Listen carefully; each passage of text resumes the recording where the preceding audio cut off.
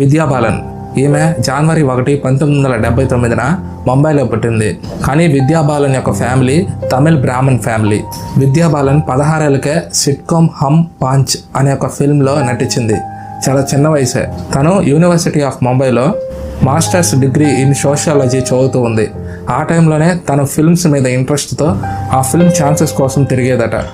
అలా విద్యా బాలన్ తన యొక్క ఫస్ట్ డెబ్యూ యాక్టింగ్ని బెంగాలీ ఫిల్మ్ అయిన బాలో తేకో 2003నే రిలీజ్ అయింది.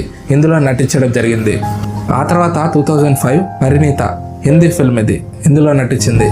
మంచి పేరు వచ్చింది పరిణీతి ఫిల్మ్ తర్వాత విద్యా బాలన్కి. ఆమె కమర్షియల్ సక్సెస్ అందుకుంది. లగే రహో మున్నాబాయ్ 2006న రిలీజ్ అయింది ఫిల్మ్. భూల్ భులాయ్యా 2007 రిలీజ్ అయింది ఫిల్మ్. ఈ 2 ఫిల్మ్స్ విద్యా బాలన్కి మంచి పేరుని తెచ్చిపెట్టాయి. ఒక ఉమెన్ క్యారెక్టర్ లీడ్ రోల్గా చేసిన ఫిల్మ్స్ కొన్ని ఉన్నాయి విద్యా బాలన్కి. 2009న పా, 2010న ఇష్కియా, 2011